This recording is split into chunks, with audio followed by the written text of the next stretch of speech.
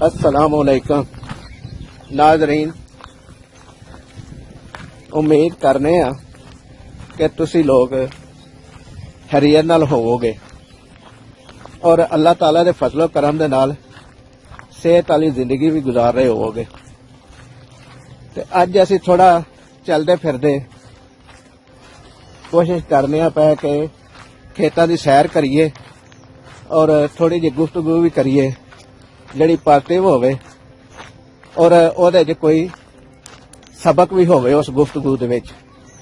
ते गुफ्तगू इह वे कि असी मुसलमान अल्लाह ताला दे प्यारे नबी मुहम्मद मुस्तफा सल्लल्लाहु अलैहि वसल्लम नूं मन्नण वाले और चाहण वाले हां।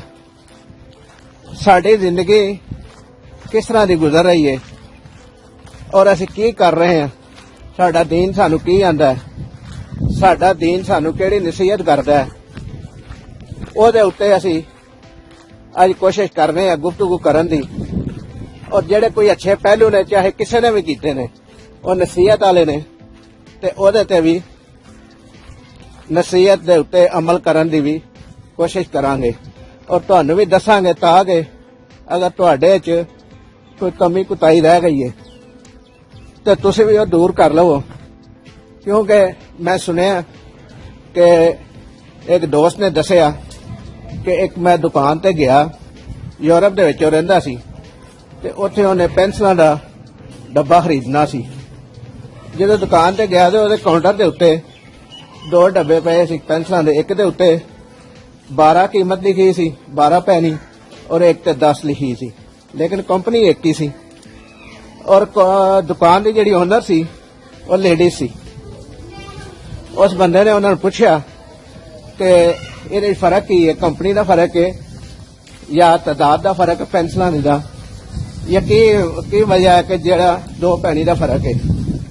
तो उस औरत ने दसिया कि जेड़ा 10 पैनी वाला डब्बा है ना वो असी पहला खरीदया सी, उस तो बाद जो महंगा होया तो 12 पैनी का आया ते असी वो 12 पैनी की कीमत उत्ते रखिया है, क्योंकि यही फर्क है।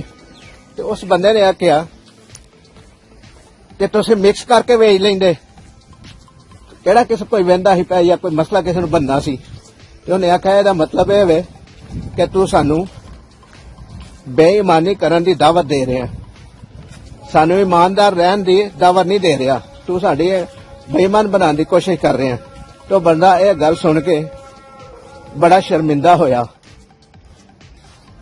और उसने फिर माजरत की। उन्हें आख्या देखो कि ईमानदारी यह है कि जी चीज 10 रुपए की आई हो 10 रुपए की बेचो, जी 12 रुपए की आई हो 12 रुपए की बेचो, ओहदे च तुहाडा रिज़्क हलाल है, अल्लाह की जात तुहानू तुहाडा रिज़्क जदों अच्छे तरीके नाल दे रही है तो तुसीं दूजे पासे क्यों जा रहे हो। देखो गैर मुस्लिम साडे वालियां गल्लां करदे ने और सानू नसीहत वास्ते किनियां किनियां अच्छी गल्लां दसदे ने। उम्मीद करने हैं तुहानू साडा व्लॉग पसंद आया होगा। साडा YouTube चैनल शब्बीर लसानी नू लाइक करो, शेयर करो और सबसक्राइब करो। अल्लाह तुहाडा ते साडा हामी और नासर होवे। अल्लाह निगहबान।